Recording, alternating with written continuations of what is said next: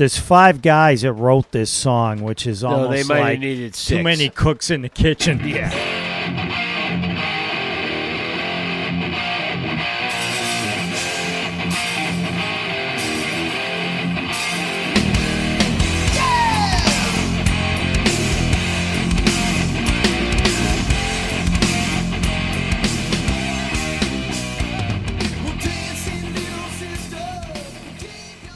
All right, here we are, recording again. Last week we were, well, welcome back to the podcast. Say what you will. Last month we were in my cabin with the rain, and now we're at the West Studio cabin of Mark's camper, and it's raining. So you're going to hear a lot of rain in the back. Please keep checking us out on Twitter and the Facebook group if you haven't found. It's in the show notes of the podcast. And let's get rolling. What's going on, guys? Let's do it. Hey, Derek. Not What's much. happening? Anything? Not too much. Not much. Looking forward to talking about these 3 cool albums, reviewing those. Massive albums. Yep. 2 of the 3. 2 of them. Yeah. Anyway.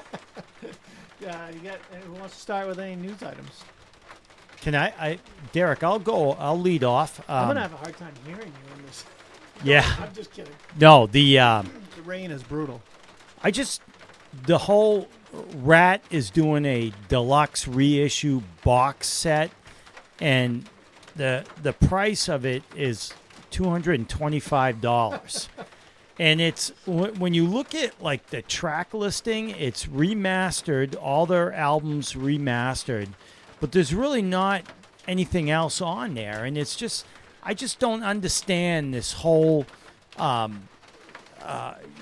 direction that bands are doing, where they're doing these reissues or remastered. And I guess you could say, well, when you remaster a song, it sounds better or it sounds more current, but for a casual listener, I guess like me, I just don't see the value. Why pay all that money for that whole catalog when you already got it? Yeah. It doesn't make any sense. I think it's LP only too, right? Oh yeah, in the Rat case, yeah. Well, It's LP? What's that? Did you say it was? You can only get it on LP Right now, yep. Yeah. So this goes, I think it was a couple episodes back, I mentioned the Van Halen one right here, right now was released. And you guys were dumbfounded when I said it was $130, I think it was. What are you getting for your buck? I don't know. I mean, I saw a video on Facebook of Hagar actually getting it in the mail and opening up like he was super excited about this. Yeah, but it's like, where is the excitement coming from? I mean, it's the same album. It's the same album we recorded 30 years ago. I think it was an album. I think it was an LP. It was. It's their live, Yeah. here right now thing. But like you touched on, what's the difference to the album you bought then? Well, I think we went through this with the Led Zeppelin reissues, right? Where Page was remastering and he did these deluxe versions. And what he did was he tried to put like these outtakes, and he did like some live material that wasn't released before. And that had some value, I guess, but still, I mean, it was just, he would release one album and then go to the next one. But Whitesnake's doing that too. Coverdale is just did Good to Be Bad or something, that album with Aldrich, which is a current release. It was released in the early 2000s, and it's like being called still Good to Be Bad, I believe.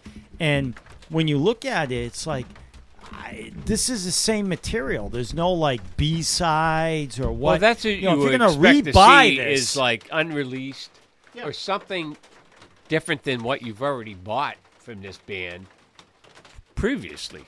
Right. Where's the value in buying the same thing again?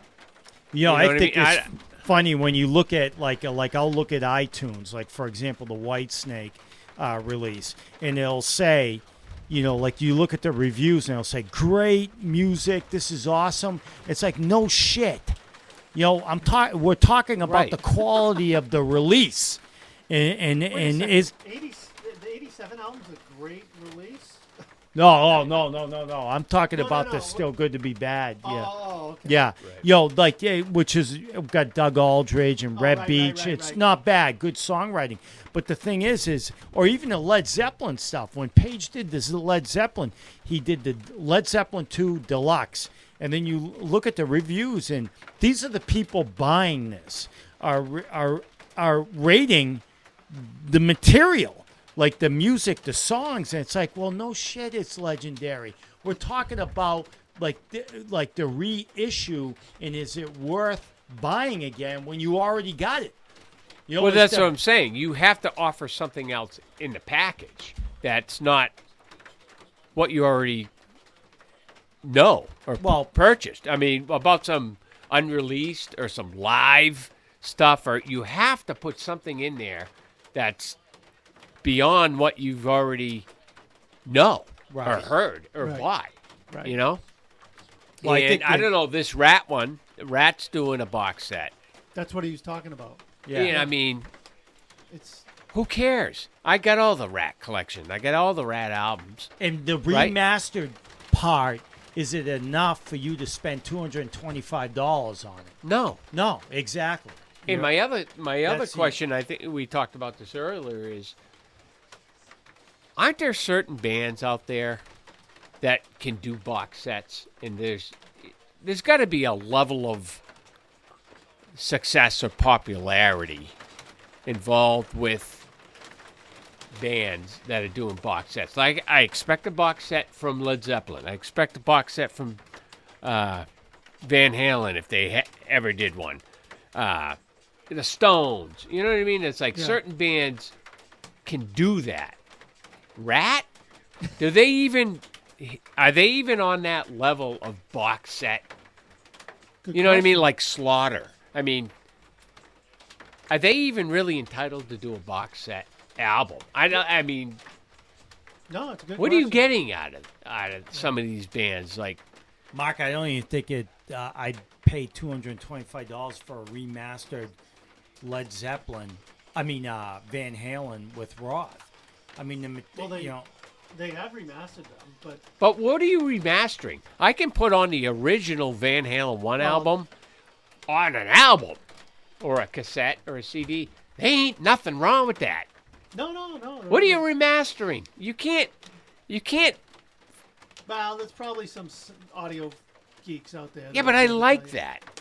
No, I know. I hear I it. like the original Well, it's like recordings of these it's- songs. Well, it's like going to a live show and hearing a key mist or a rim shot, and people, that's awesome. That's what we like to hear. But now everything's know. tracked, and you don't hear any of that. It's like Right. who wants this perfect show? No, I don't like that. No. You know, I like kind of and that was kind of Van Halen. I know we talk about Van Halen in all these podcasts, but They're a pretty good band. I like the fact that they left a lot of mistakes on their albums. Yeah. You know what I mean? Yeah. I mean, that's what made it great. Yep. all right. Yeah, I don't know why they're doing it. So. Well, but- it's a cash grab, right? Yeah. Make money off that material, kind of re-energize it, maybe get a younger Yeah, audience. but I mean, but you're not gonna, who's waiting around for a Rat box set? Is there a demand?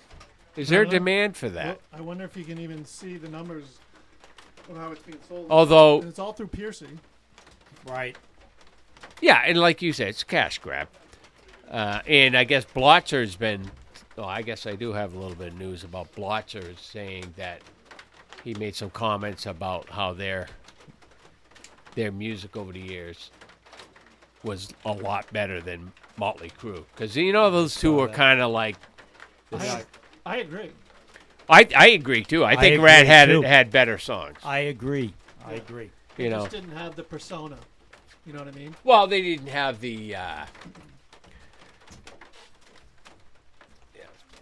Sorry, I didn't mean to interrupt. Yeah, it's okay. We've got to. Oh, you need a lighter? Mark, you're being called out. Yeah, they just didn't have the persona of The notorious behavior. right. You know, the trouble they got in, Right. and the dating the Hollywood actresses and the strippers, and Rat never kind of went up that, Right.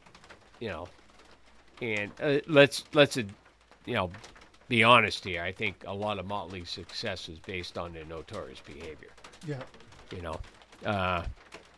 I like a lot of the Motley Crue songs. I like the first couple albums. There's been some duds I thought out there. But Rat didn't seem to capture that, No. No, I know. So the Monsters of Rock cruise was a few weeks ago, and Trunk was live on the cruise talking, and so he interviewed.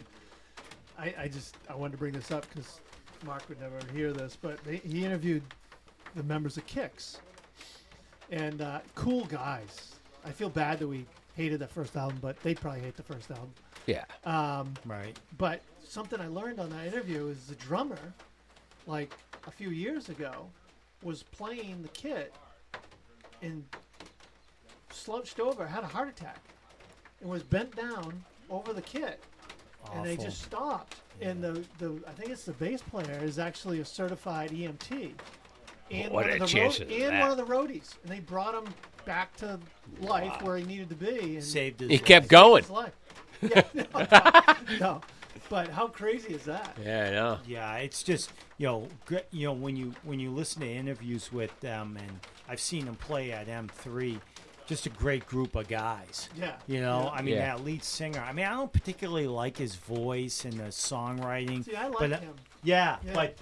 but good dude, and the other thing too that just recently in the news is they're done. Yeah, they announced the last show in like September.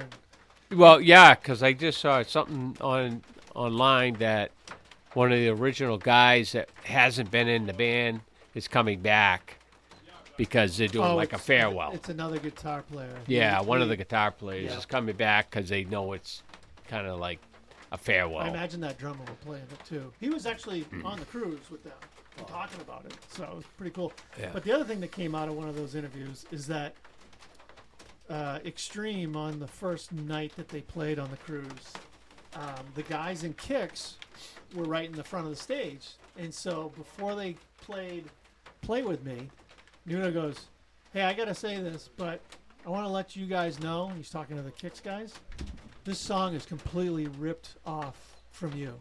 Wow. From So Kix? Kix used to come up to Boston and play Narcissus a lot, Yeah. and they used to go all the time. And Nuno said he totally lifted that song From from a Kix Kix. song. Wow. Not the solo, No. but he totally stole it. And I was like, oh, that's pretty cool. So, you got anything else, Dennis? No, I don't have anything else Mark? as far as. Nothing on your end. You don't have anything? The only other, the Aerosmith, speaking of calling it quits, Aerosmith, this Oh. being the final tour. I mean, we kind of knew this was Yeah, but who's coming. buying into this as the final tour? Well, the I think issue is the drummer's been out of the band. He's had health problems. Tyler's, what, 75, 76? He's at the end, I think. But I tried to get tickets through the roof. Oh, is it? Oh my Yeah. God! They're playing the Garden New Year's. I've seen them at the Garden New Year's. Yeah. And I was just like, you know what? I'm not paying this. No. The one thing I may do is go down the day of and try to score, a $200 ticket. That would be cheaper than Yeah, $1,400 on the last minute if you or can get whatever. it. Yeah. so. You guys want to touch on the Rock and Roll Hall of Fame at all? Oh, Well, I have a bitter taste in my mouth about that. I don't know if we've talked about this in prior podcasts. I still don't understand how Kate Bush. groundbreaking bands, legendary bands, are not in the Hall of Fame before bands that came out 25 to 30 years later. Yeah. I don't understand that. I love Rage Against the Machine. Oh, I love them too. But they shouldn't be in the Rock and Roll of Fame over Foreigner, Bad Company, Iron Maiden. Iron Maiden. I mean, come on. Yeah. I mean, to me, I think the Rock and Roll Hall of Fame loses a lot of their legitimacy when they do stuff like that. You have to acknowledge the people that have paved the way for the rest of these bands. Yeah. I mean, okay, you can sit there and say, okay, Rage Machine doesn't sound like Iron Maiden, Judas Priest, and all these bands, but these guys that are in these bands, like Rage Machine, they're influenced by that stuff in some facet. You cannot be a rock and roll band and get into music and not be influenced by Bad Company and Judas Priest and Iron Maiden and Deep Purple and all these. Without them, there's nothing. You know, and for them to get overlooked year after year after year, you know what I mean? It's not right. And I don't know when Rage came out. It's got to be sometime in the 90s, right? 92, 3? Yeah, maybe? they were early. But 90s. like Alice in Chains, not before them? It's ridiculous. Yeah. It's just nutty. You know, like Deep Purple just got in, 5 years ago? It's like, are you kidding me? Deep Purple? And, they've got Kate Bush going in. And then some other, Willie's going in, but that's okay. But why isn't he already in there? No, I know. But Kate Bush, I'm like, I think they do this nuttiness for the conversation because we're a little behind on this podcast with it. It happened, the beginning of the month. Right. But, everyone was blowing up about it. And it was just like.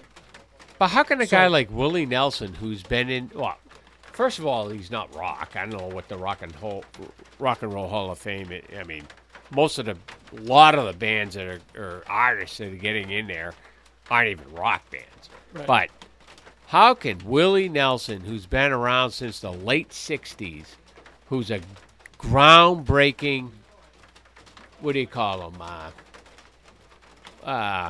country, I guess country artist. Musician, just musician. How are you not in there before Rage Against the Machine or Nirvana or all these bands? Kate Bush. Come on. So my feeling with it is it's a complete fraud. It shouldn't exist. Who gives a shit about the Rock and Roll Hall of Fame? Well, this is rock music. Rock music. It's losing its credibility. Yeah, but I don't even think it should exist. I think when you think about rock and roll music, and you think about the people that have create that music, it was always about like giving the middle finger to something, whether it's the government or whether it's it's about people making music, living on the streets or living in a van, and it's like the recognition is in the sense that people buy the music or they go and they listen to the music or watch the band. So what I did is Chrissy Hynde from the Pretenders. I mean, I'm not going to read her whole quote, but this sums it up to me.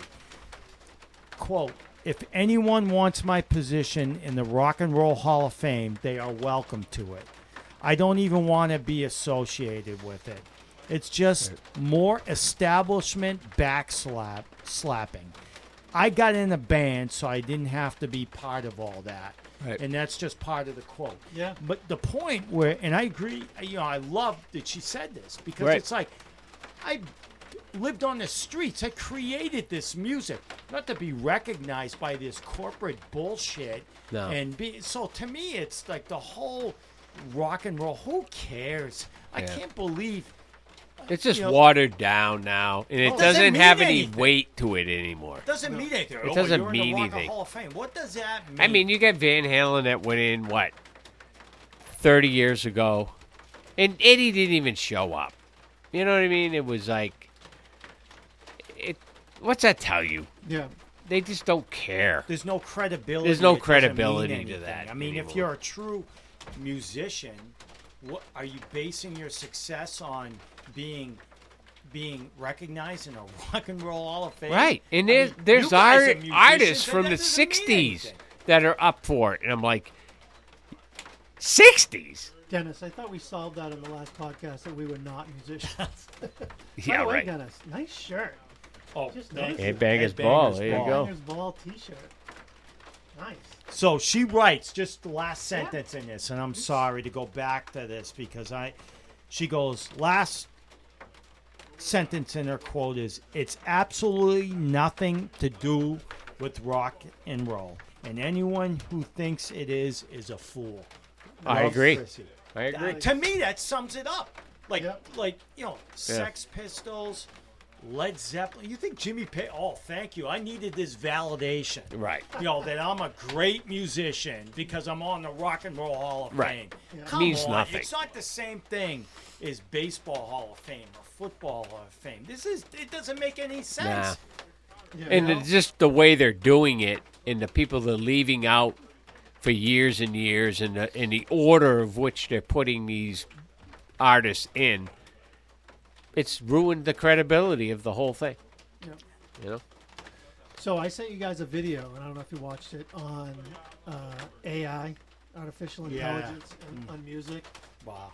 And I just wanted to say one thing. So there was a video I watched of Paul McCartney singing Ramble On. But it's not, it's him singing Ramble On to Ramble On music by Led Zeppelin. But he's Yeah. never done that. So AI created it from his voice and his Incredible. vocals. That's almost creepy It to me. is. You know? But what's so, and it is nutty what they can do now with it. But I got thinking, how amazing would it be if they took the first 6 Van Halen albums, spliced them up, track wise, Yeah. and had it write a new Van Halen song with Dave's voice from back then, Eddie's tone, Oh, yeah. it could write a new song, and it could be called, Yeah, they could Save do the anything. Ales. It could be, it could be Yeah. anything. But I almost hate that technology is available to do that. Rock and roll is about writing songs. Oh yeah. You know what I mean? I hate the fact, the organicness of writing songs and creating stuff and making it legendary is gone with Well, this we're headed that technology. way. Yeah. We're headed that way because there are folks that buy tickets to see Motley Crue with background tracks, or go see Wasp where the guy's like, I'm not really singing, Right. and they're buying that. And it's okay They don't because care. Right. there was a funny quote I saw with Nikki Sixx where this guy, apparently, I guess recently there's been some another video or whatever film that showed Nikki Sixx like with his hands away from his bass and his bass Yeah, is the bass going. is playing. And the Yeah. guy's like, you know what? I'd rather listen to that and see that than have him play. Well, yeah. I mean, you got to start, not that evaluating the situation and saying, do I want to hear something that sounds good, or do I want to hear what Motley Crue in 2023 really sounds like live? But You know what I mean? AI, maybe that's where we're going. Yeah. I mean, fake. Fake. Yeah. We buy fake. I would listen tomorrow though to a new Van Halen tune from '82 with all those guys. Well, your curiosity Very is there because, what you could do with sure. it, but, Yeah. A couple other things I have. All right. Well, I've got a couple other just quickies. Oh, unless you have another one, Dennis. Nope. Right to you, man. A couple of quickies that I also sent you guys that Van Halen documentary that's coming out next Thursday, yeah, On 25th or YouTube. something. free, and it covers just 1984, which Well, my concern with that is this is a fan-based documentary. So you wonder how much more can they know than we know? It's not coming from the inside. This is not like Noel Monk is doing a documentary and he's got the inside intel on this band. I mean, fans only can know Well- so much, right? well, I don't know. So Greg's book. Fuck, I thought I knew everything about Van Halen, but reading that thing, or I listened to it. No, I listened to it. Holy smokes! Like that whole time period of 73 to 78 when they got signed was completely in the dark. And I mean, he interviewed people that were at backyard parties back then. And he interviewed people that carried, amps, and Yeah, but do you think these guys at this documentary have that Sure. connection? Well, Greg's helping him on it. So. Oh, he's involved in it. Okay. Yeah. Well, yeah. Gee, Mark, thanks for letting the air out of the fun balloon. Well, I saw that it said right in it, Well, a look. fan-generated documentary. I'm like, all right, fans are doing it. I know they mean- didn't contact you. Well, no, but I'm in the same boat. I only know so much about Van Halen '84. I don't know like the inside. But look at all the pictures that are coming out. So I'm sure I'm hoping there's some nuggets in there that were like. Yeah. know. We'll have to see. He did one for Black Sabbath, I think. The same guy, and I think it was well received. Oh, he's already done one. Okay. Yep, he did a 5-part series. No, the Van Halen one I think is a 5-part series. All right. But that should be good. And then I got 2 other things. You know who Andrew Hagar is? Sammy's son. Yep. He was complaining. He's getting totally harassed by Roth fans when he's on stage. I'm like, oh my god, the poor kid can't be out there playing. Why a tune. though? Why? I don't know, but they're rabid Roth fans. It's almost like Stern. You know what I mean? Yeah, Where yeah. they just come out and just Like Stuttering John. yeah. Yep. So you were just telling me before we started about Taylor Swift doing 3 nights at Foxborough this weekend, selling out every night. So I got this little bit of headline here. So Elton John, he's on a 9-leg and still counting Yellow Brick Road farewell tour. And they're saying it's grossing $800 million as of February. And then they also went on to say that some other tour grossed a shit ton. But they're saying Taylor Swift's tour is expected to, and this is just 1 year tour, Right. $600 million. They're saying not long as it's going to be up into the billions that these bands are making Wow. on a tour. I don't know one song she sings. No, I don't either. I wouldn't know one song from her. I think we're alone. Or I think we're alone. you could now. play it and I say, oh, that's her. You know what I mean? But I don't know. All right, well, let's get into the bands, Sounds good. the albums. Yeah. What do you want to go first with? Let's do Iron Maiden. Iron Maiden, Peace of Mind. Okay. So I didn't do any. I don't know why. I just looked at my notes and I didn't do any background on this album or anything. I just did the songs. Yep. So I know you guys did because. Yep. So, couple things, if you don't mind. It's so difficult for me to objectively analyze this album because it's such a big piece of my Oh, both of us. youth. Right. Right. This is such a huge album. I remember buying it once, buying it twice. I just remember listening to it. You have the reissue? I don't. Is there So, one? couple just before we get into the analytics of the songs, producer engineer Martin Birch. Right. Okay, previous work: Fleetwood Mac, Deep Purple, Rainbow. Okay, he also did Black Sabbath, Mob Rules, or Heaven and Hell, then Mob Rules, and he also did some work with Blue Oyster Cult. Quite frankly, probably one of the greatest hard rock producers out there. This particular release, U.S. Billboard, reached number 14. 14. Yeah. UK, it was number 3. So keep in mind, this is 1983. The new wave of British heavy metal is coming. Yeah. But a lot of these bands that had these albums back then, they didn't get the commercial success yet, right? Because they were starting something new. This is Nickel McBrain, the drummer, fantastic drummer. This is his first album. Did you know that? Yeah, Mark? yeah. Okay, you did know that. Yeah, he took over for Clive Burr. Is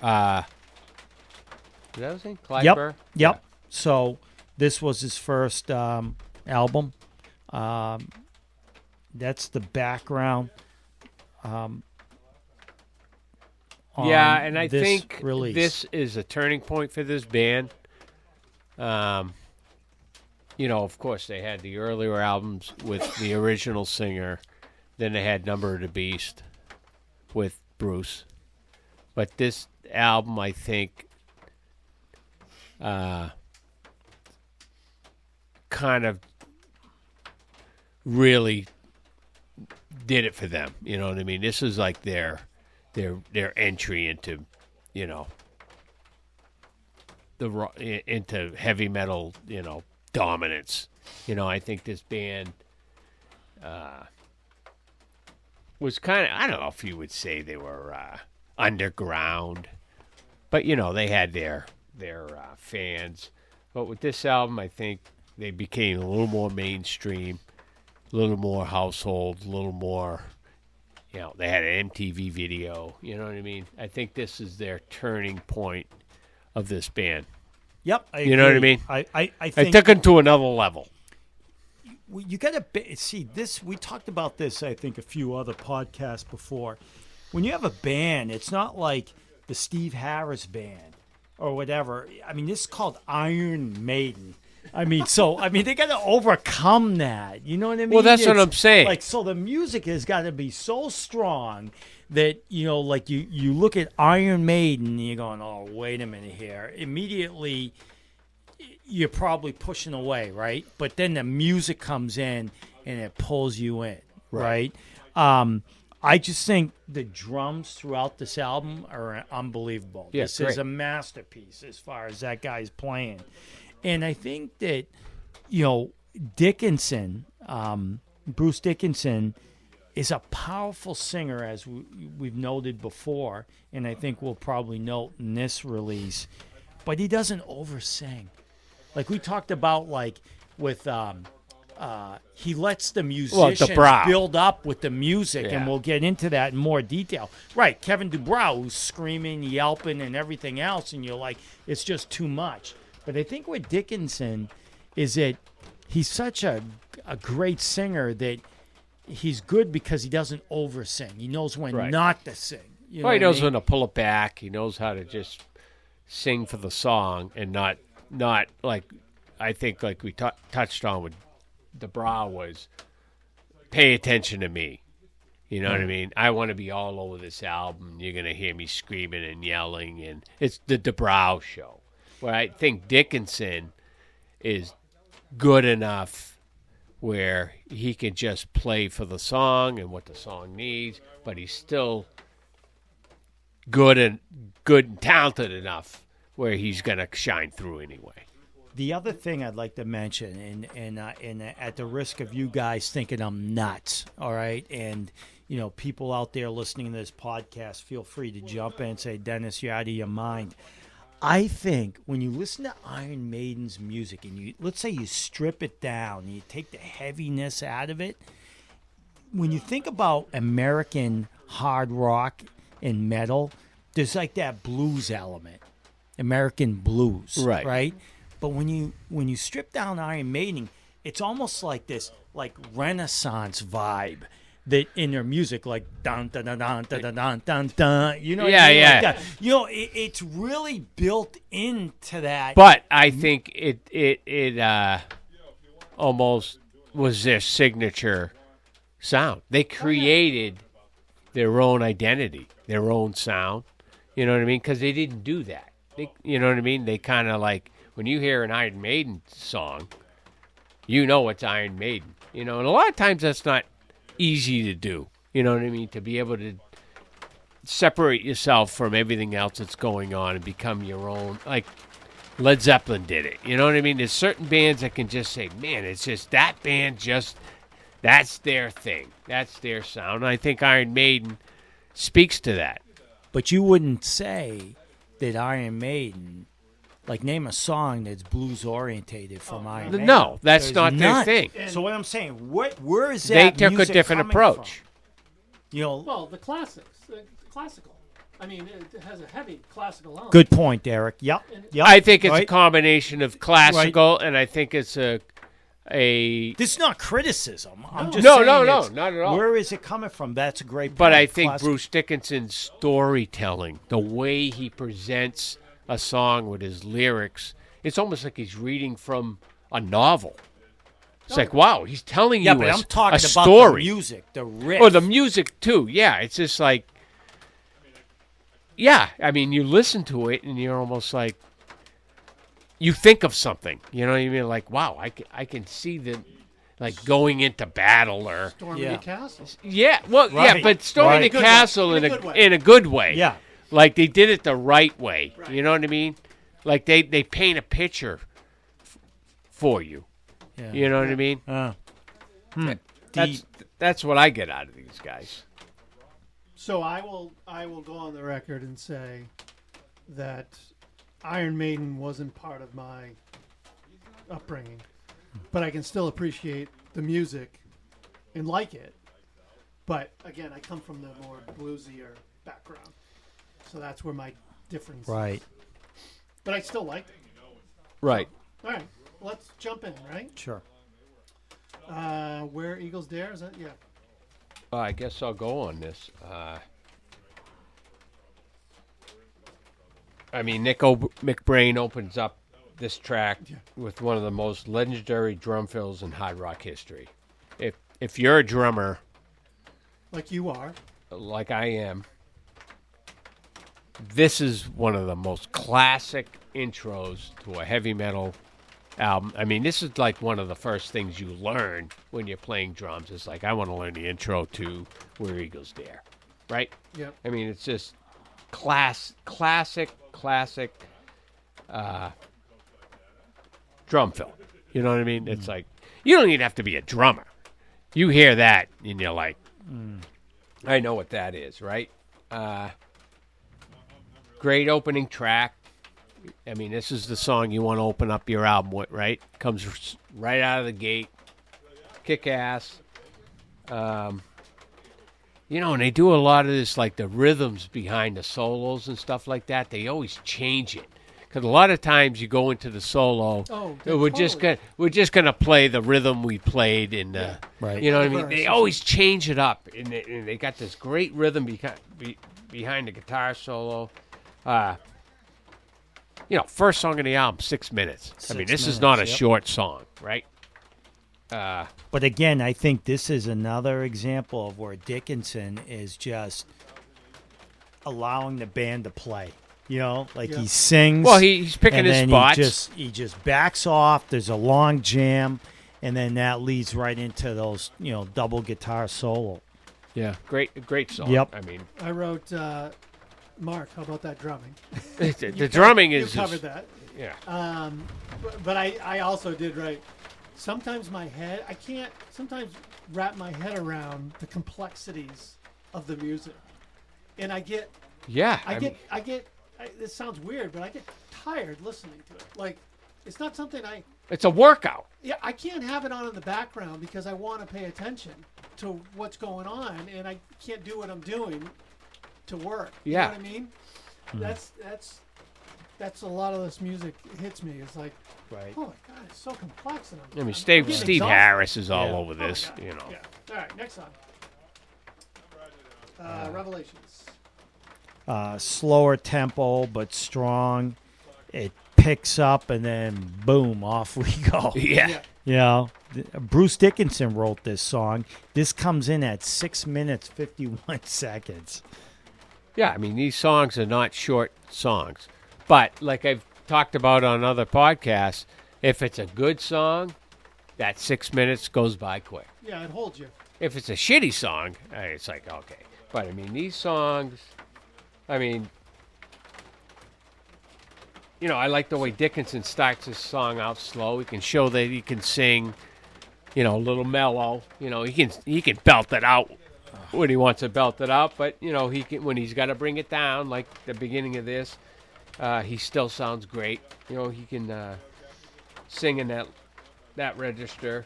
The guitar during the verse is great. The guitar solo's great. It's just another great song. Yep. You know, what can you say? I wrote pretty similar. A lot of tempo changes, but they hold you with the tempo changes. Yeah. Right. Yeah, no doubt. Again, a little exhausting for my life. But you can appreciate Oh, totally. the quality of what's going on. Like I don't like everything I hear, but I can like a lot of genres we listen to.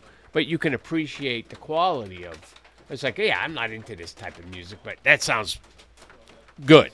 You know what I mean? I'm not into it, but it doesn't mean it's not well written, and the playing isn't great on it. You know. Yep. Die with your boots on. Is that next? I got Flight of Icarus. Oh, Flight of Icarus. Yep. Sorry. I just wrote Good Groove. I said I was struggling with the vocal. I'm not sure why. I forget. But yeah, good tune. One of the staple songs of that our generation. I mean, Flight of Icarus. Yeah, legendary. I mean, this is a single off this album. This is an MTV video accompanied this. Obviously, this is their single. McBrain is great drumming on this track. You know, it's kind of more classic Maiden, Power, Dickinson all over this. It's kind of amazing how like dudes are so attracted to like the music. You know, I heard that like women are more attracted to the vocals and what they're saying.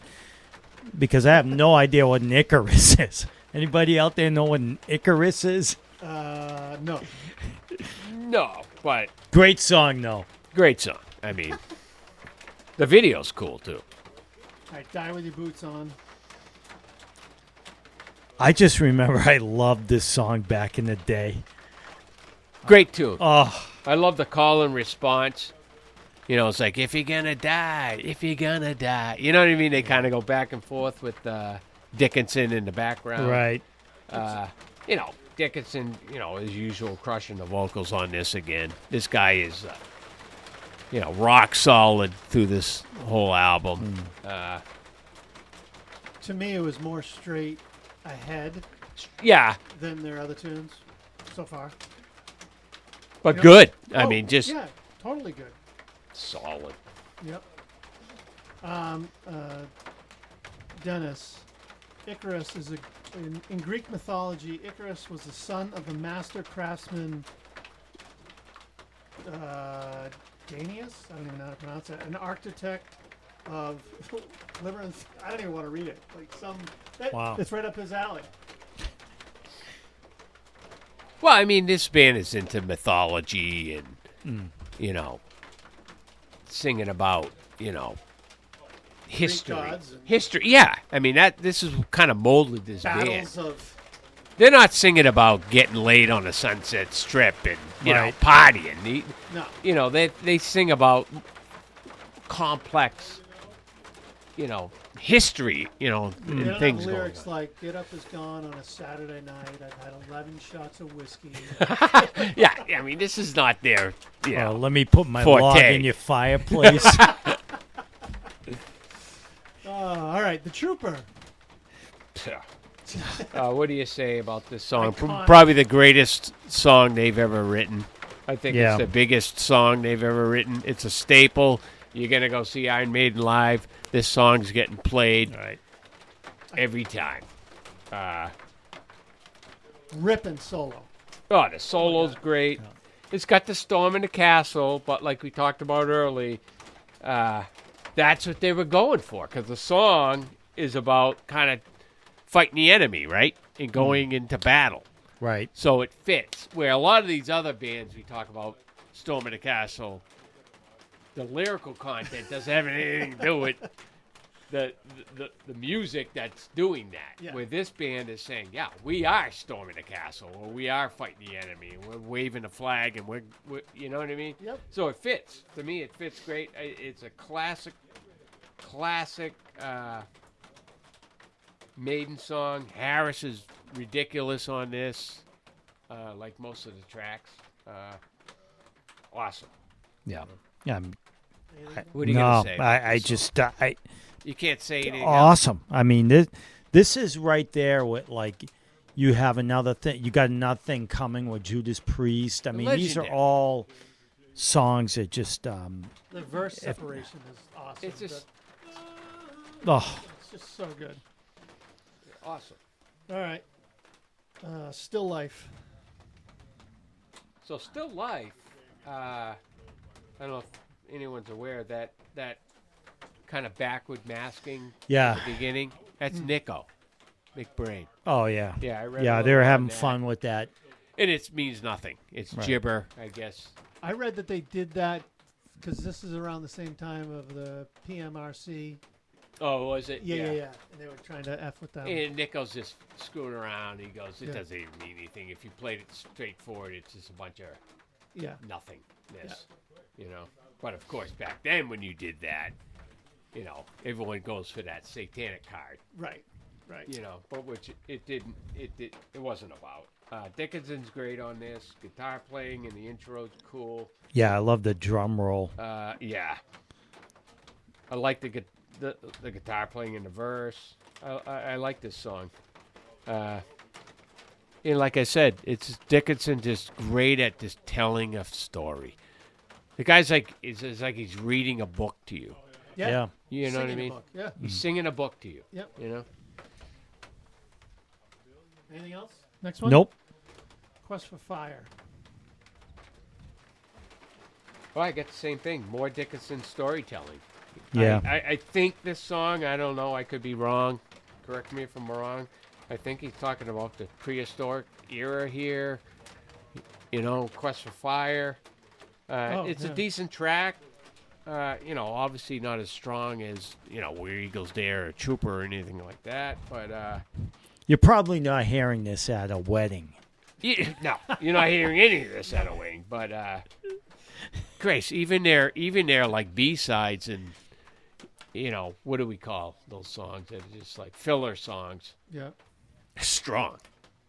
I mean, this Right. song is Yeah. still a solid track for these guys, you know? Yep. All right. Sun and Steel. What do I you got thought there? that was good. I mean, this is a quick song. It looked like in that attempt to be a single because it was such a short song. Loved the lyric where you probably noticed this, where he says, "Break you both in two," and then he repeats it, "Break you both in two." You know, Yeah. he just pulls you in. Yeah, Not like his- the words are like catching, just the way he delivers. I mean, this the guy lyric. could write books. He could be an author. Yeah. You know what I mean? Just the way he writes lyrics. You could. But you're focusing You know, and the on content. yeah, but the words, okay, sure, the content. But I look at it also at the delivery, the way that he's delivering the songs. And Yeah. that's when, like, I know we talk a lot about Van Halen here, but, like, the way Dave just doesn't, like, if someone else read the lyrics to Panama, it'd be all right. But the way that Dave deliver it. sings, Just the delivers way it, delivery. and I think that's what's happening with Dickinson. He's just a way He knows how to enunciates a phrase or a lyric. It just Well, you could read the lyrics and go, "Oh, you're just reading the lyrics." But yeah, like you said, it's how you present it. yeah. You know what I mean? With the power and just yeah. That's what you amazing. feel when you hear it. You know. Yeah, and I love that. There's some kind of chugging in that song from the guitar playing. The way they chugged on it, I don't remember offhand now, but I just wrote a note on. I like the chugging guitar in the verse. Yeah, I don't remember. But I mean, these songs are all just gems, you know. Yep. Entertainment Land. You know, I wrote, and this might have been a little bit of things to come from this band, but I thought this track would fit on Power Slave, which is the next album. You know, in that direction they went after Peace of Mind. You know, Harris is great as usual on this.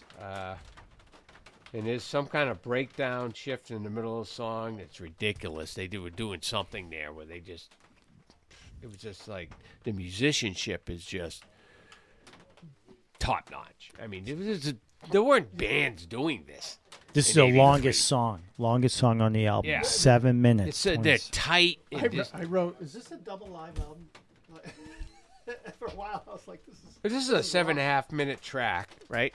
But it's just classic Maiden, and I think it was kind of where it's funny how they ended with this song, and I think it's like the baton got passed to the next album. It's like To Tame a Land is where Power Slave took over and said, "This is the direction we're going on the next album." Yeah, fair enough. You know what I mean? It's just Did you you go can to eat- this tour? I did not. You did. No, Oh, you I did? went. My first was actually Power I didn't see him until Slave somewhere in town. with Heron. If you're listening, Oh, Power I think Slave. I think we went to a Power Slave. I remember see, that. That album. Is, That was like That's a the whole nother Egyptian, discussion. the yeah. pyramids and stuff. That was. and that I was a- and I got kind of that feel from this song. Like this is where they wrote this song, and maybe like, yeah, this is the direction we can go with the next album. Which, like you said, was more that Egyptian. Which that album is another level itself. Yep. You know what I mean? So, all right. So, say what you will. Does it hold up? Absolutely. Yes. This is one of the most legendary rock Yes. heavy metal albums Yes, of all Alex, I'll time. take more, Well, more Iron Maiden for 200, please. I think this album influenced how many heavy metal bands going forward. I mean, come on. If you're a rock musician and you're getting into the game and you want to play metal, this is your benchmark for how to do it the right 100%. way. Absolutely. Here's a question for you, though. You got a gun to your head, and you're going to live in the woods for 4 years. You can only take one album. You taking Maiden or Judas Priest? Which one? I don't know. You pick. Oh, that's the problem. I think I'm taking. Power Slave, Maiden. Oh, God, Derek. Uh, I'm probably but Priest, I mean, come on. I'm probably taking Priest Screaming for Vengeance. Yeah. Oh, I think I'm Can we take taking them that both? one. Great question, man. That's Yeah. tough. That album for me was my, childhood. which we did that album, right? I think we did. Is that the we last podcast we did? did. No, it was Or we couple- did Yeah, one. no, I back. wasn't on that I one. think it was No. just you and I. Yeah, Mark. you and I did. Then we brought in the big hitter, Dennis. Yeah. Oh, Well, I mean, another- massive. Yeah, like I said, another benchmark album where Yeah. you're getting into. Yeah, I mean, if you're gonna get into heavy metal, listen to that album. Yep. If you want to, get off to a right start, Yep. All right, who do you want to do next? Hey, you want to do that Blackfoot? Sure. Blackfoot. Again, these are all albums that came out in May of 1983. Yeah, man. 40 years ago. Not 40 30 years Mark. ago, man. Huh? 40. 40. 40 years ago. You told Glenn on Facebook, yeah, we review albums from 30 years ago. I was like, 40 years ago. Oh, you was it knucklehead. 40? Jesus Christ. That's all right. Yeah. It's a long freaking time. We're old. Yeah, we are old. All right, Blackfoot. How do you say this? Siogo, Siogo? I don't know. which is basically. Okay, go ahead. you Go go ahead. ahead. Acronym. It's supposed to be suck it or get out. What? That's the. Oh, you acronym. looked that up? Yeah. Oh, They told the label it was like an Indian word for beautiful rise or beautiful sunset, whatever. something. Oh, yeah. But it's theirs for suck it or get out. Okay. So some of the stuff that I get, if you don't mind me jumping in, is, well, first of all, Blackfoot, we all know they had that one song, Southern rock band from the 70s, Train. That was their big. That was their biggest hit, right. probably. This is their sixth release. So this is a different. Well, we'll get into the songs, but I think that this is really, a 70s Southern rock band Trying to changing find their direction somewhat. Yeah. You know what I mean? To fit into 1983. I don't think it's as heavy as previous. Ricky Medlock Well, is certainly not as Southern rock as No. they were known for. and this is Ricky Medlock, which we all Ricky know. Medlock. Yeah, who is a lead vocals guitar player. He's currently in Leonard Skinner. Right. He was in Skinner. When I did some research on him, he was a session guy for Leonard Skinner in the early 70s. But he played the drums. Yeah, he started Yeah. out as a drummer. Yeah. Not in Skinner. In his early years, Right, but he before did Blackfoot. like, when you look at, like, Medlock and the Skinner relationship in the early 70s, he basically was like a guy that was hanging out with, Ronnie Van Zant, and Yeah, he was he buddies with, he lived in the area. He didn't necessarily participate on any of that music for Leonard Skinner, but he was good friends with those guys. And Yeah. Yeah. I read that they connected themselves with the manager Butch Stone, who managed Black Oak, Arkansas, Yeah. and got real tight with them. And I guess they were a Florida You know band. them, right? Black Oak? yep. They were a Florida band that I guess moved to New York City, which is kind of uncharacteristic for a Southern rock band to be in New York. Goes against, like, everything. Yeah. But I guess they Medlock has some connections up there, and that's how they got signed, I guess, from being in New York City. They opened for The Who on this tour, I think. Really? Yep. Wow. And the keyboard player was from Uriah Heep, right? Yep. Yep. Well, they had brought him in for They this brought album. him in for this Right. album. Yeah. And what's funny, when jumping over to the band Warrant, their second album, they wanted to call Vertical Smiles. And these guys have an album, I think it's the next one, called Vertical Smiles. Oh, And really? It's all pictures of crotch shots of ladies. That's all it is. That was from Warren? Warrant wanted to Ah. name their album, but they were probably like, "Oh, Blackfoot already has an album." And then what's funny is Warrant covered Train and Oh, recorded they it. did? Yeah. Okay. So, let's see. Yeah, I don't think. And so their last album release. This is what I was telling you about my friend Tim Rossi. Their last album release was in 2016, and my friend Tim Rossi, who's from Brentwood, New Hampshire, lives in LA. I don't know if he still lives in LA, but he wrote on that album guitar and sang. Why did There's a video for it and everything. I looked that up. I can't find any credits for him. Well, what's funny, I don't know how it was separated. Like, they got the name somehow and did an album. Really? But you don't. Yes, you're right. They don't show any Because I credits. looked up, Wikipedia, and I looked Well- up all the albums. I'm like, I don't see his name. But if you look up Tim Rossi and Blackfoot, yeah, you'll see his YouTube channel, and you'll Really? see him doing. He's sponsored and everything, so you'll see him doing interviews and talking about the new album. Then you'll see a link to the album. To the video that he did. It's pretty Really? bizarre. Yeah. Okay. Pretty bizarre. I don't know why he wasn't credited. I looked well, up So technically, I could go in there and update Wikipedia, and just stick him in there. stick him in Yeah. there and to show, but maybe he's hiding out and doesn't want that. So So this is produced by a guy, Al Nally, which I don't know this guy. No. And we've talked about producers and their control of music, songs, quality, and what comes in and out, and Yeah. you know what I mean? yeah, I don't know what. I can't find anything on this guy as far as anything else he's done. I don't know. Bum. I don't know. I mean, I don't know the guy. I don't know what his credentials are, you know? yeah. All right, let's get into it. First song, "Send Me an Angel."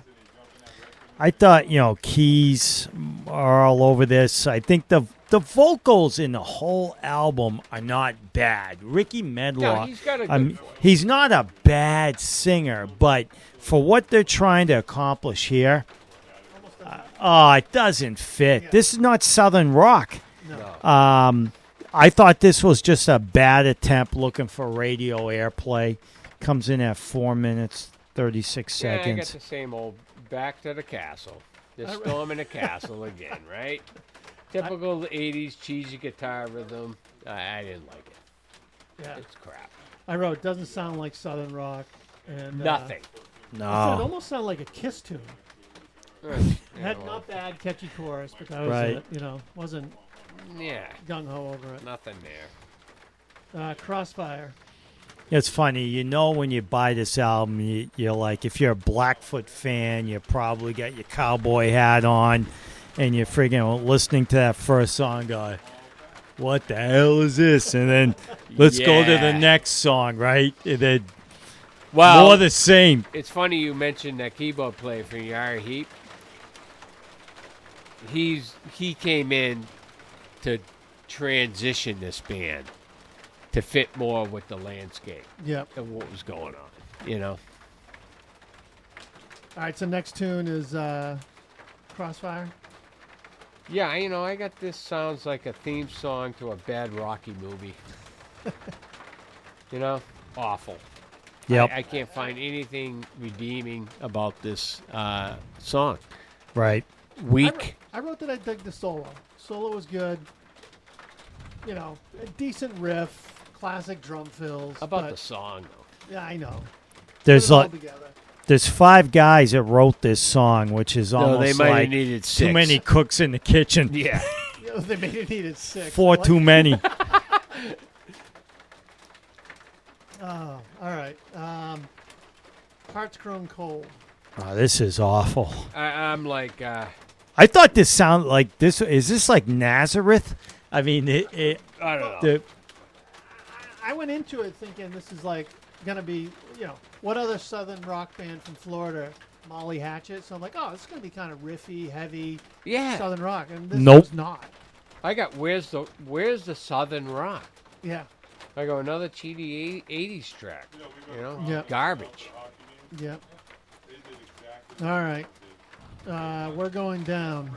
I thought this was. There are 2 songs on here that were I would consider more hard rock, so to speak.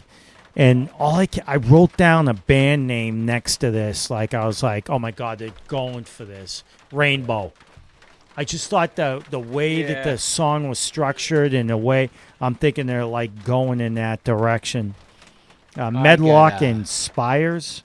Who's Spires? Oh, he's the drummer. He's a drummer. Yeah, they wrote that. I got garbage. Yeah. I don't know. Wow. Well, I mean, I wrote this should have been the opener of the album. All right. It's a more rocking tune. Yep. And it was definitely my favorite so far. And the vocal was way more rocking Yep. than the other two. Yeah. Yep. Yep. This is all right. Teenage Idol. So I got Teenage Idol. Rocky's running through the streets of Philly, and everyone's cheering him on. Next. You know what I mean? It's almost like Survivor. You know, Yeah, the band bad. Survivor. It's a Rocky soundtrack. He's working out. He's getting ready for the big fight with fucking, what the hell's his name there? You know, Apollo Creed. You know, which is typical of that era. Yeah. What do you got, Dan, on that? Just terrible. I All right, yeah. I'm without I guess words. that's what I was trying to say.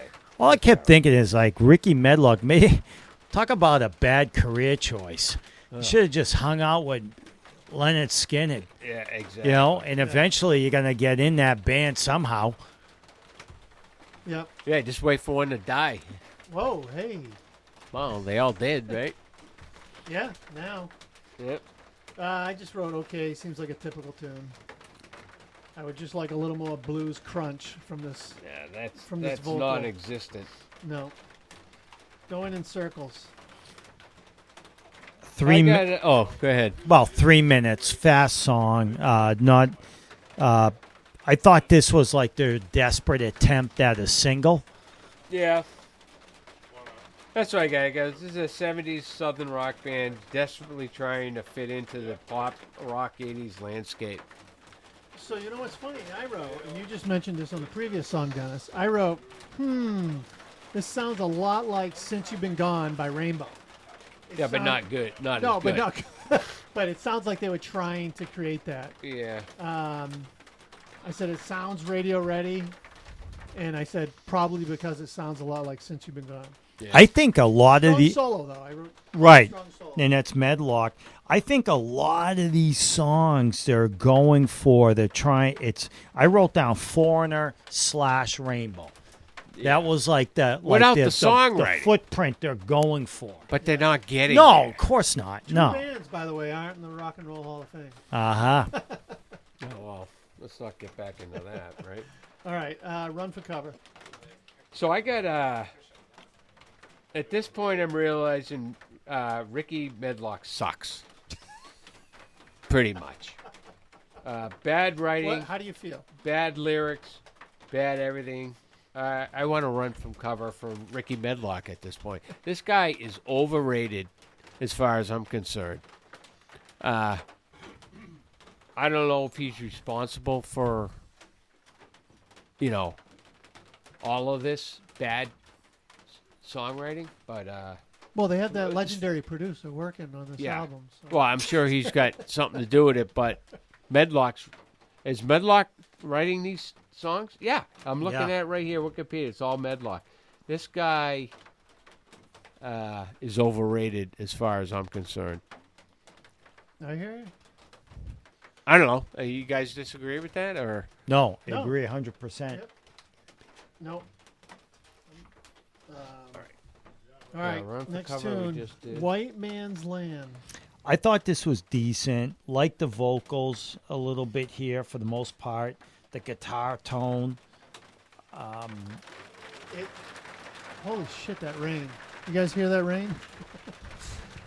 it's a We need the water. I said it has the same feel and tempo and everything as Train. Like they were trying to do Train Yeah. 2. Did you? Yes, Yeah. 100%. Yeah. And if you're going to look at this whole album, there's probably two songs that kind of got a little bit of rock going, like hard rock, and it's moving. We're going down, and then the White Man's Land, Yep. in my opinion. Yeah, I got finally a half decent song, right? Yep. And Medlock sounds better on this track than previous songs.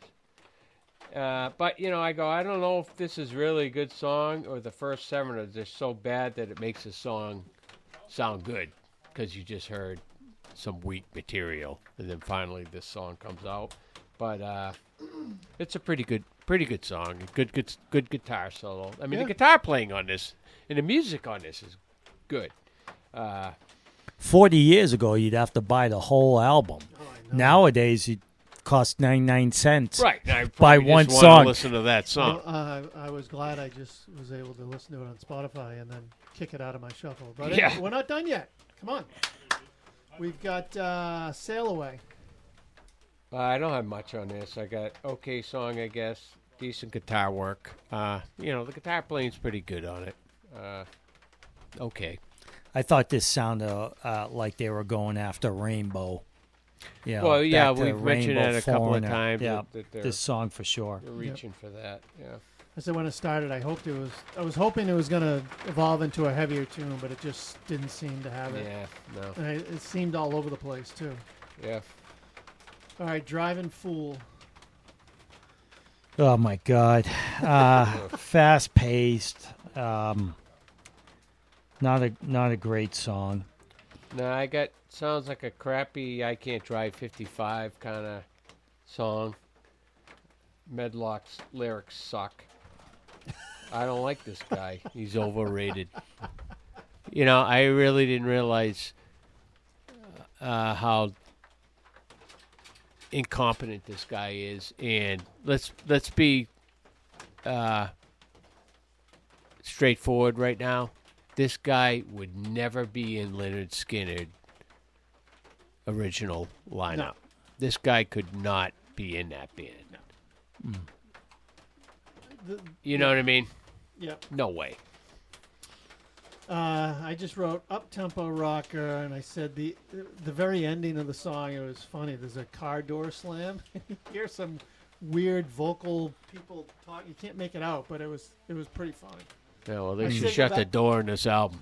I'd say go back and listen, but you don't have to. So, Mark, hey, say what you will. Does it hold up? Absolutely not. Did it ever hold up? No. This doesn't hold up now. It didn't hold up then. Awful. I hear you, Dennis. Nope. Those No. are 3 no's there. And I've read some reviews with this album.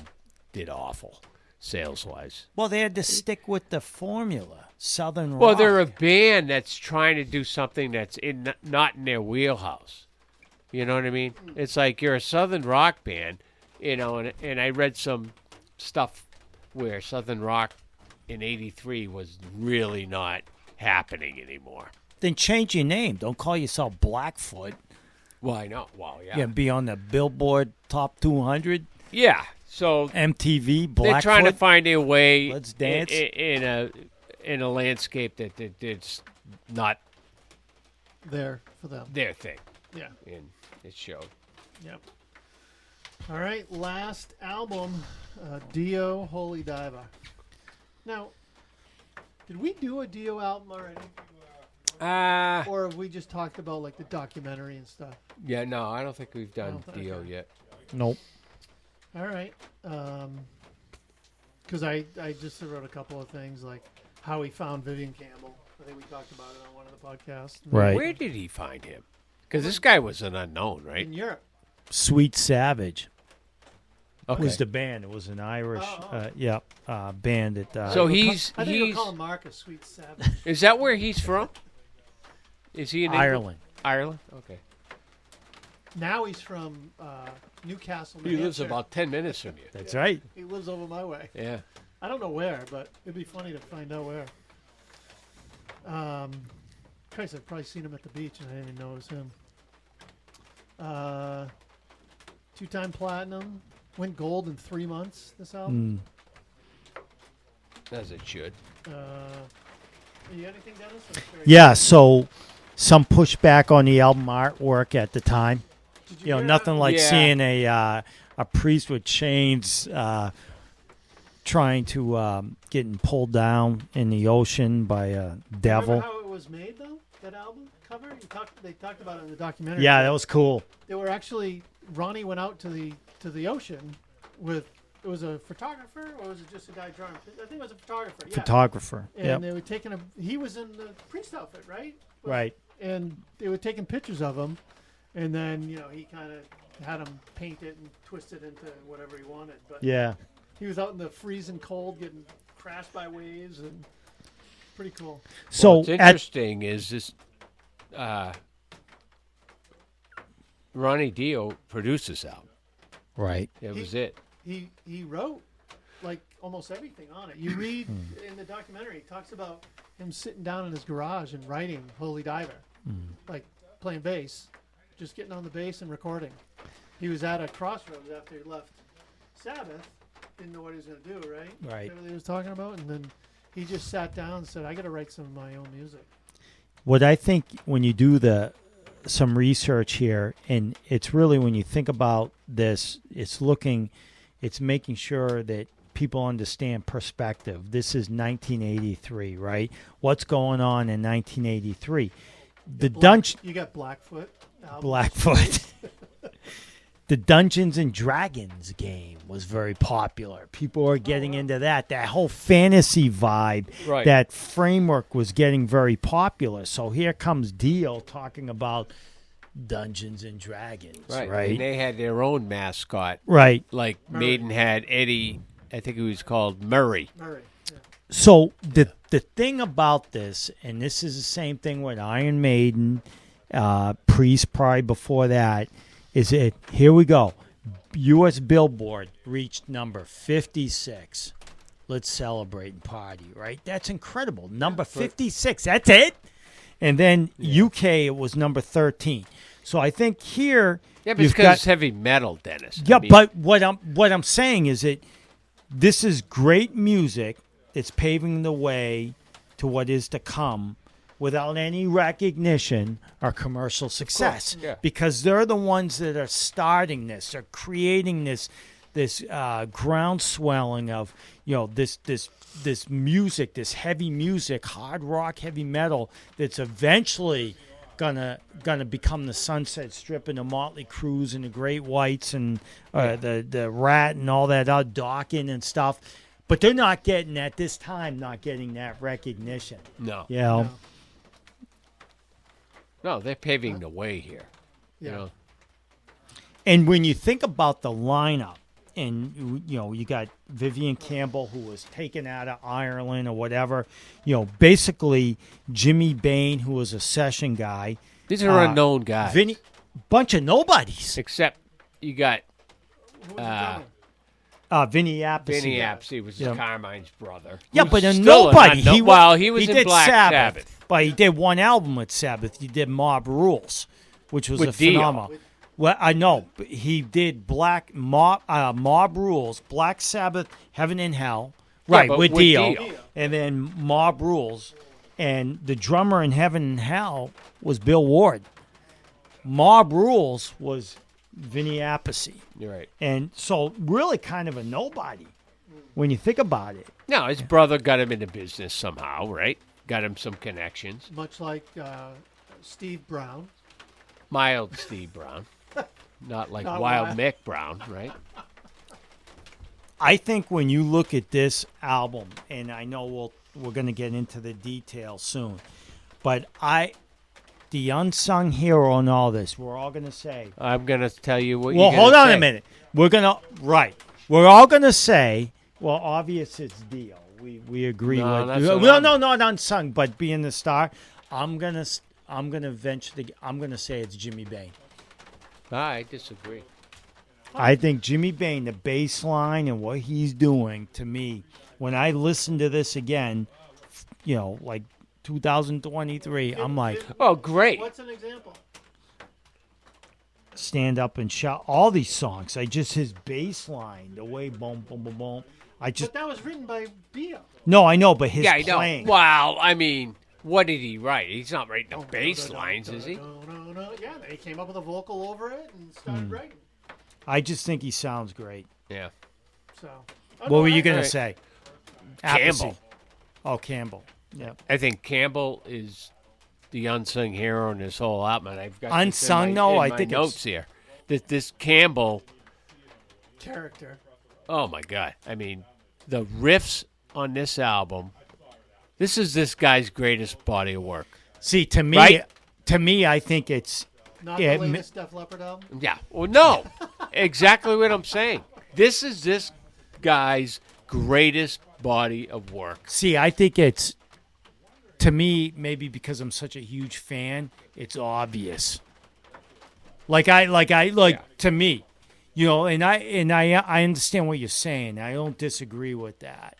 Yeah. And to a certain extent, it's almost like this is a super group because Appice plays well as well. Well, the whole band. It's Yeah. an amazing first album. Yeah. You I know, mean, like, entry album. It's So we should get, when people listen to this podcast and want to provide feedback, they should, what do they hear when they hear these songs? I mean, Yeah. well, what stands out, I think, is what you're saying. And obviously, Dio stands out. Obviously, as the it's just a You great know. release. Let's get into the Okay. songs. Will All we, right. please? All right. Blackfoot. Stand Up and Shout. Oh, I got great opening track, great riff. I mean, the riff in this song is awesome. Campbell's ripping on this one. Dio's vocals are amazing. I love the rhythm behind the guitar solo. Great track. Great opening track. Great song all the way around. Dennis? Yep, 100%. I mean, guitar, drums, I think Bain's bass. My Everything's God. there. Yeah. I I wrote an amazing opening track. Yeah. And let me say this too. Dio's another vocal that I'm not really into.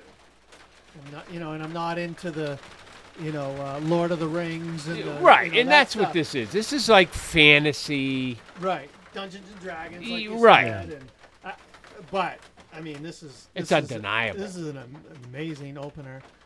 I'm assuming the live opener. Like, That's what I would think on this tour. They Yeah. open with that, right? You come out of the gate with this, Yeah. right? and Campbell has these awesome God. harmonics right before going into the chorus.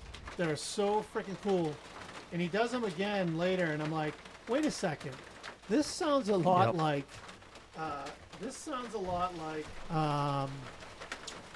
Sykes. Like Oh, he- yeah. And I was like, was this before that Sykes album? Was this, Well, 83, when this is Sykes was probably still in the Slide It In era, right? Well, when was This is Slide It In? before. 81, 82, right? I don't know when Slide It In was. Yeah, But those I don't know. harmonics were like, oh my God. They were freaking Yeah. awesome. And I said, just kicks you right in the face, this tune. Great opener. Yep. A little ditty called Holy Diver. Title track, right? Yep. Another great guitar riff. Classic song. I think this is the beginning of, like you just touched on, What? Ronnie's mythical Oh, yeah. style. Yep. You know Yep. what I mean? He's getting into that whole thing. Great track. I mean, that's why I wrote a great track I wrote here. Probably one of the reasons I wasn't into this at 13 or 14. It was like scary to me. Like, Yeah. like, It's it was just almost, there was nothing like this yeah. So going on. when I look at this, there were two songs that were like the so-called singles, the popular songs back in those days. In my opinion, it was Holy Diver and, of course, Rainbow in the Dark. To me, this was like the redheaded stepchild. The Holy This Diver was easily like could have been like the metalheads that say, well, Rainbow in the Dark's good, but that's too popular for me. I'll take the Holy Diver. You Yeah. know? Yeah. Exactly. I also wrote there was a simple song, but the melody worked perfect with the riff and the This is bass groove. The structure. Like he fits right. The vocal fits right in the pocket. Yeah. It's awesome. And then I said great part going into the solo. I don't know what it was. Don. I don't know. Yeah. All right. Just another great track. Next one, Gypsy. Oh my God! This to me is my favorite. Just everyone has their own personal. To me, Gypsy. I love the riff, and the way Dio just sings this. Just the way he delivers. It's the almost like lyric, his I mean, phrasing. Yeah. You know, like his vocal phrasings are just outstanding. Yep. You know and what I mean? Campbell. Yeah, I mean, I got more powerful Dio vocals, ripping Campbell solo, right? I mean, he's shredding on these freaking solos on this whole album. I mean, great song. Was Campbell the band he was in? Was it signed, or is it just was he just playing in? I don't know anything I from think him they before did that. have a record label, but it was just a European. They didn't. There was no Big distribution. success in U.S. or anything. Yeah. So he must have been like, "This is my shot." Oh, my Yeah. God. Yeah. 100%. Yep. Yep. When I see him in Rye sometime, I'll ask him. Yeah, you might. You never know. Well, they're out on tour forever. Yeah. Caught in the Middle. I got love Campbell's guitar playing on this whole track. I love the vocal phrasing on this track. Another great song. I thought this seemed like an attempt at a single. I wrote the same fucking thing. I'm confident that he wanted this song to be a pop type single. Exactly. But great. Oh yeah. Yeah. Yeah. Yeah. The way it was The- structured. the Campbell is just, I don't know. That's why we go back to the unsung hero, Dennis. You're talking about a guy that nobody has ever heard of, right? and he's coming out and delivering this on an album. Right. I mean, and you got to give Dio credit because there's a lot of guys out there like right now that are incredible guitar players, but who finds them? And Dio found them. yeah. You know what I mean? How did he And- find this guy? I mean, how did he? That's a good question. Yeah. Oh, so You there know? you go. Yeah, I wrote about it wanting to be popular. It had all the elements, the tempo, the flow. The chorus just wasn't catchy enough to be poppy, I think. Yeah. Like a sing-along Yeah. type thing. Like I said, and I think, well, I did a little digging on the track, and Vivian brought this one from his previous band, Sweet Savage. And it was called Straight Through the Heart. So there's a little... Which tidbit. is a Dio song.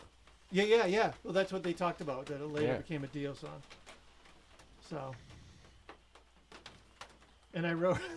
There's actually... What did I write here? What the hell was I saying? There was actually a part in the first measure of the verse that has the sense of can't get it right, Mark. Oh, really? I have to go I'm back a- and listen to that. Yeah, it reminded me a little bit of it. Yeah, Finger must have took that. I'll go back and listen to that. Just kidding, Mike. Don't talk to strangers. I remember. Every time, by the way, every time I say that title, I just think of DC. Don't talk to strangers. Oh, yeah. Go ahead. I remember when I first heard this, thinking to myself, "Well, here comes a ballad." Like every band, and then next thing you know, it like I'm out of my chair on the floor. Rips your face off. You know, just all deal here. Yeah. Well, I got the verse guitar almost has a Randy Rhoads style to it. Yeah. Something you'd hear maybe off that first Ozzy album. I heard that kind of feel from his style. But what about Dio's vocal? Yeah, When it's like, come on. I mean, his vocals are getting stronger as his album goes on. And how about right? the line, "Don't dream of women; they will only bring you down." And when he goes into down, like classic power. Dio. Classic Dio. Oh, yeah. And, of course, Campbell's shredding on this solo again. What? I mean, this guy... Someone's got a crush. again, another song you're not going to hear at a wedding reception. I love the guitar playing on this album. I don't know. All right. What do we got? Straight through the heart. Straight through the heart. Oh my God! Wow, this is what a my heavy, favorite track off the album. what a heavy riff. Campbell pulling out more great riffs out of his hat here. When you just think that this guy doesn't have any more riffs, he comes out with this one. Oh, this is, yeah. Dio's vocals getting stronger as the album goes on. My favorite track off this album. Killer. I wrote great little pauses, amazing riff. And I wrote here on this one, kind of Sykes-like. Oh, there's and so much power. Great drum fills. I don't remember what they are. You think Yeah. The chorus is very heavy. Great guitar. Oh, the Great, I guitar keep playing. saying great guitar. Yeah. I said this would be a great live tune. Oh, no doubt. Then what do you got? Well, I agree with you. Heavy riff. This was one of the top songs on the release. Yeah. Yeah. I can't add anything more than what you both said. I mean, it's just, It's my favorite. I just when this song comes on, it's just like, man. I mean, you just when Dio is singing, you can just hear the spit landing on the microphone. Yeah. I mean, he's just like The into power. the the power of this guy. For a little guy. yeah. Yeah. Crazy. And apparently he commanded the audience amazingly, too. I never saw them, but Well, the thing is with him, Born in Portsmouth, New Hampshire. yes. the thing with this guy is his visual when you went and saw him fit the Oh, yeah. vocals. Like you went and saw him, it's like that's what I envisioned this singer looking like and acting like on stage. He just fit the whole persona Yeah. of the songs. You know? Yeah. I hear you. All right, Invisible.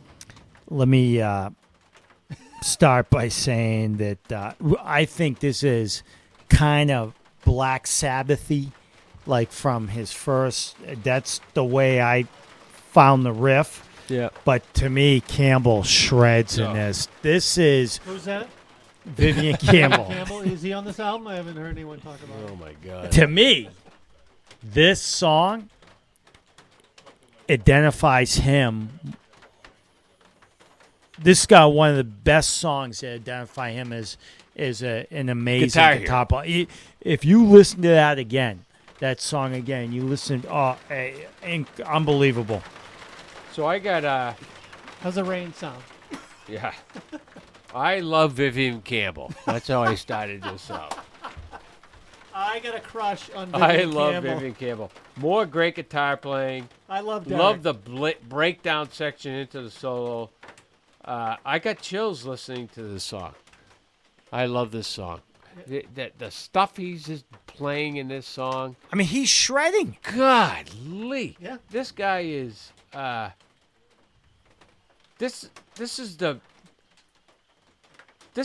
best. I don't know, stuff I've ever heard from this guy. I've never heard anything else. Well, maybe what was it? Last in Line, I guess was. There was some great stuff on that album too. But this is this guy's shining moment. This guy is coming out from an unknown guitar player and just ripping your face off. Right? Right. Yeah. Great example of his. I mean, I just think of today and how well he fits in with Def Leppard. Oh my God! I Yeah. mean, Well, that's a cash grab. I remember when he was in Whitesnake. I'm like, what are you yeah. doing? Well, What are you That doing? makes And I- more sense. And Yeah, I you're wanted probably right. I wanted to bring this up. I don't know.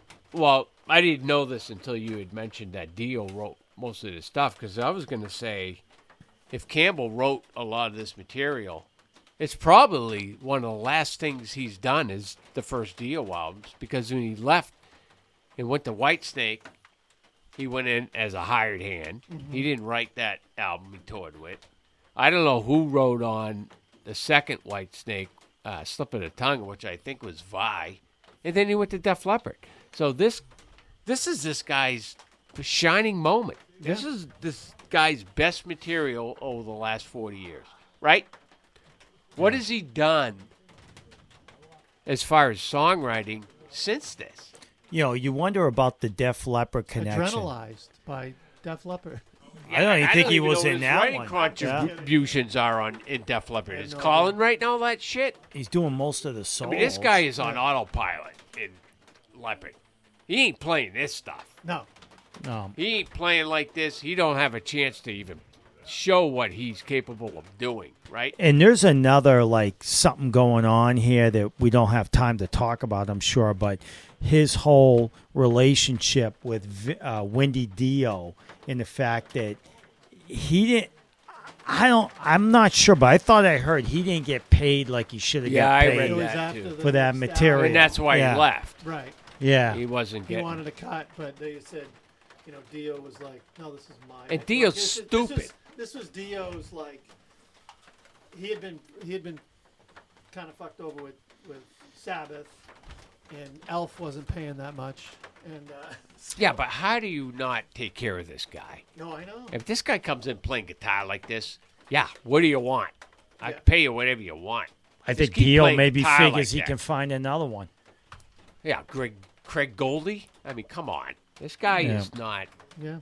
He's never had a guitar player like this guy. So he's since. in Leopard playing Pour Some Well, Sugar he's- on he's Me, on autopilot. Animal, Yeah. and he's on autopilot. But then he's also doing the Last in Line band. Well, that's 'cause he needs to get- because he's getting it out. Right. You know, let it rip Yeah. somehow. Yeah. All right, next one. Rainbow in the Dark. Never heard of it. No, me either. Oh my God! Okay. didn't- Clearly the hit single off the album. More straightforward, right? Radio friendly. They stuck to kind of the format, to get on the radio. But still classic. Pro- Dio. Probably It's the classic. probably the heaviest keyboard song I've ever heard in my life. That's what I wrote. And Yeah. I wrote, it feels like they almost did that to give it a poppier element to get it Right. more airtime. Right. Yeah. I mean, it was a well-structured song. I mean, yeah. obviously they were a little conscious of this song. You know, they're like, we need a single here, right? You got these great songs that you and I love, but we don't love the singles, right? We've never been guys that we like the deep cuts, we like the heavy stuff. B-side, yeah. But I mean, as far as producers and record labels and the band, they want one. They want one, Yeah. right? And then this was it, you know. Shame on the Night. I put okay. Probably the weaker song on the album. The playing's amazing, as usual. I thought this was kind of like a Sabbath-y vibe with the Very Sabbath-like. Yeah, definitely. with the blues, Yeah. Slow blues going on. Yep.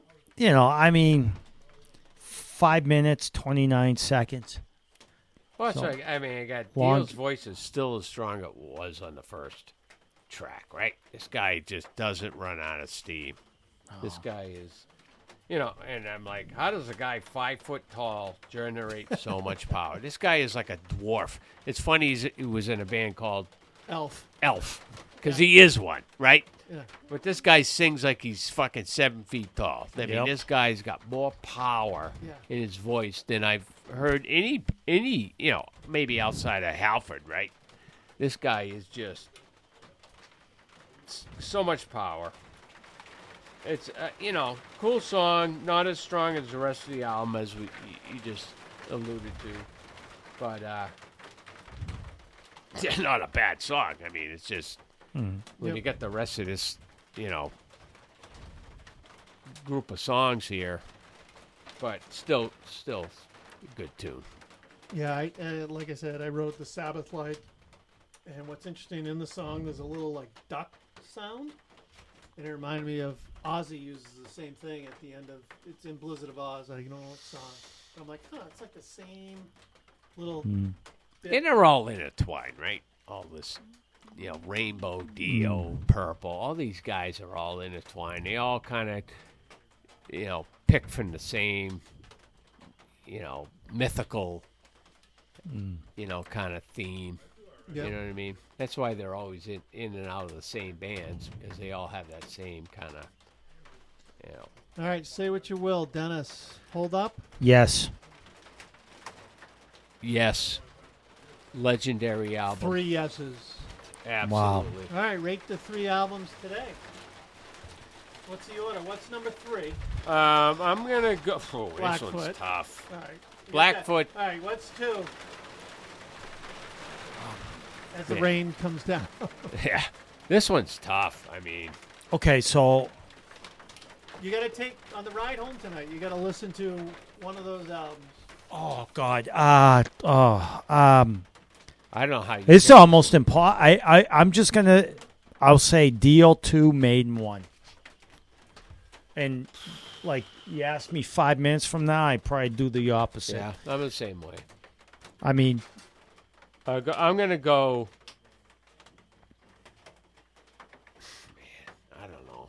I'm going to go Maiden 2, Dio 1, but like Dennis said, I could change my mind 5 minutes from now. They're just parallel to each other. What do you got? I'm Either one. I'm Iron Maiden 2. Dio. Yeah. So let's see here. Let me. All right. So let's look at June. The albums that came out, the rock albums that came out in June are Motorhead, Another Perfect Day. No insight. Okay. No. Twisted Sister, You Can't Stop Rock and Roll. And Loverboy, Keep It Up. Those All are right. the 3 we have Okay. to choose from. Those will be Okay. good. Do our homework. Do our homework. So, Yeah. let us know what you feel. Let us know what you think on Twitter or in the show notes. You'll see the link to the Facebook group. We can try to get that going and let us know what you think. And comment on the YouTube channel, too. Any parting words, Mark? Nope. Denny? Go Panthers! Now that the Bruins Go are out? Panthers. We're watching the Panthers tonight. No, I think the feedback, as Derek said, if you can provide feedback, that's important because you're here with us, and most of you, maybe all of you, have experienced these bands somehow growing up or recently, and it'd be interesting to hear what you got to say, whether you agree or disagree. Yeah. Yep. And more, and definitely more feedback on iTunes. That helps out tremendously. So get over there and give us a shout. Stand up and shout. All right, Stand cool. up and shout. Yeah. Awesome. All right, peace. Good night from the camper, right? Good night from the camper. Yeah.